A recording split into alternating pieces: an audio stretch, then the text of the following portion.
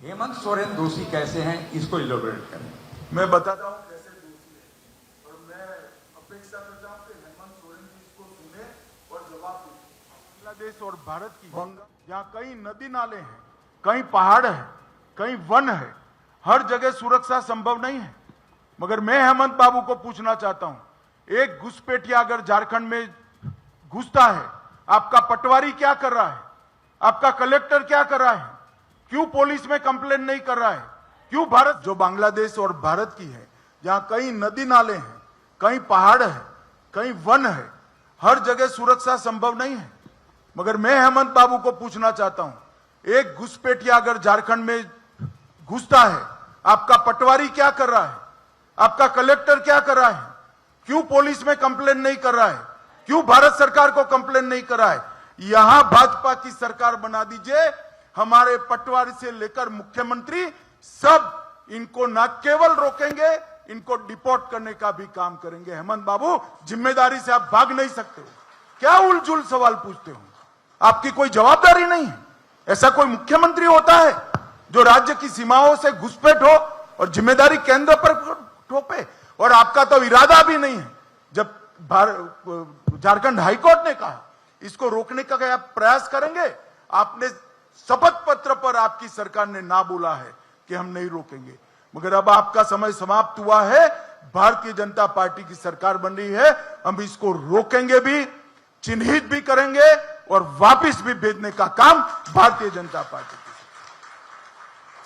अमित भाई, आपने बार बार अंडरलाइन किया कि यूसीसी से ट्राइबल्स को बाहर रखा जाएगा, आपने एक दो बार दोहराया।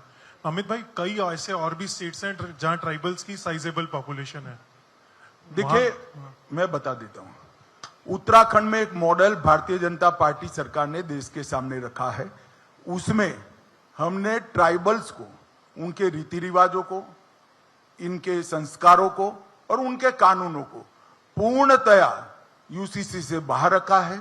भारतीय जनता पार्टी देश भर में जहां यूसीसी लाएगी, हम ट्राइबल को एक्सक्लूड कर कर यूसीसी का इंप्लीमेंटेशन करेंगे, इसमें कोई कंफ्यूजन नहीं। अमित भाई, आनंद हो, टीवी 9 भारतवर्ष से। एक एफिडेविट सामने आया है हेमंत सोरेन का, जिसमें उनकी उम्र जो है 5 साल में 7 साल बढ़ गई है। तो क्या ये एक महज गलती है या फिर कुछ और इसके पीछे आप देखते हैं? अब वो तो मैं मानता हूं कि चुनाव आचार संहिता लग चुकी है, मगर मॉरल ग्राउंड पर हेमंत बाबू ने ही इसका घोषणा करना चाहिए। जनता को सच्ची जन्मतिथि बताने का दायित्व तो उनका खुद का है। नमस्कार अमित शाह जी, दीपक कशिश न्यूज से। विस्थापितों को लगता है सरकार भी भुला देती है और कंपनियां भी उनके लिए कुछ नहीं करती हैं, विस्थापित यूं ही आंदोलन करते रहते हैं, उनके लिए कुछ है? क्या कह रहे हैं?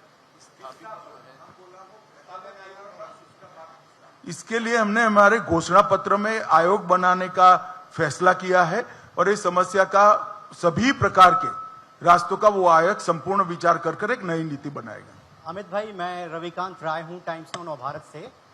आपने कहा कि आपने जो संकल्प पत्र जारी किया है वो पत्थर की लकीर है, लेकिन इंडिया अलायंस की तरफ से भी संकल्प पत्र जारी होगा। मल्लिकार्जुन खड़गे ने अपने राज्यों में कहा है कि वही वादे करें जो पूरा कर पाए। उनको लगता है कि बहुत ज्यादा बढ़ा चढ़ाकर बातें की गई जो कई राज्यों में पूरा नहीं कर पाए वो लोग। मैं यही बता रहा हूं, भारतीय जनता पार्टी मध्य प्रदेश, छत्तीसगढ़, राजस्थान कई जगह काम कर रही है। अभी अभी सरकारें चुनकर आई है 1.5-2 साल में। हमने हमारे हर वादे को एड्रेस किया है और कांग्रेस पार्टी हिमाचल, कर्नाटक और तेलंगाना तीनों जगह पे दिए हुए वादों को पूरा करने में फेल गई है। और खड़गे साहब को भी मैं बधाई देता हूं, कम से कम जनता के सामने उन्होंने स्वीकार किया है कि हम हमारे वादे पूरा करने में फेल गए हैं।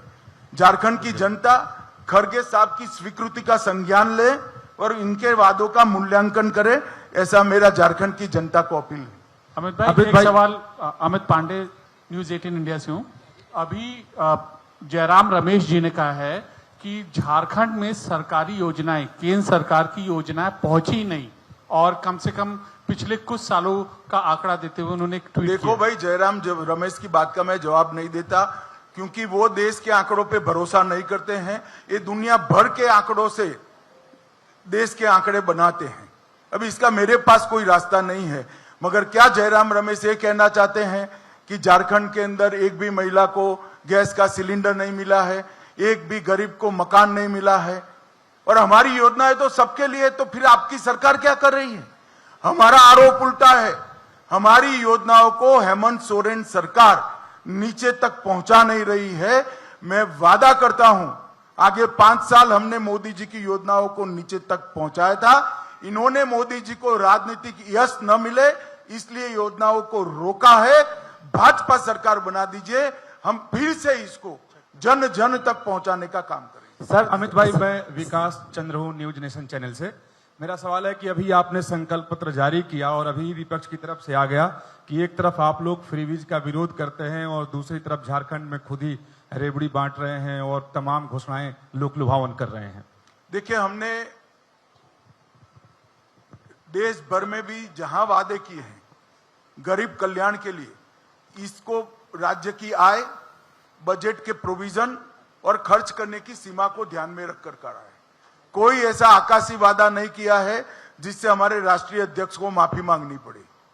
ये वादे पूरे होंगे और ये सब वास्तविक वादे। सर, झारखंड विधानसभा चुनाव में सरना धर्म कोड का मुद्दा बहुत तूल पकड़ रहा है, लेकिन आपके संकल्प पत्र में इसका कोई जिक्र नहीं है, क्यों?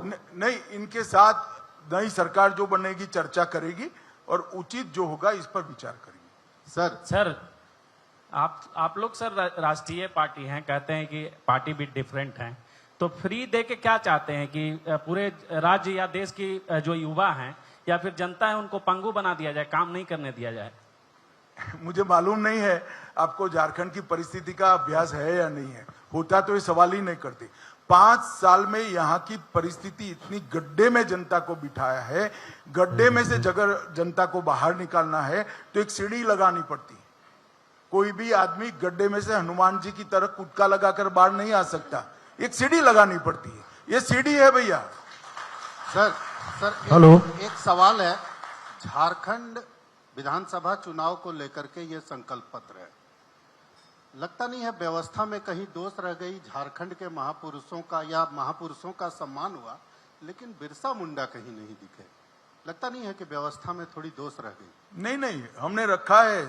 अब तक स्मारक नहीं बनाया किसी ने, हमने स्मारक बनाया। अब तक आदिवासी गौरव दिवस नहीं मनाया गया, हमने बनाया। और आदिवासी गौरव वर्ष भी हम मनाने जा रहे हैं और पहली आदिवासी को राष्ट्रपति भी भाजपा ने बनाया है।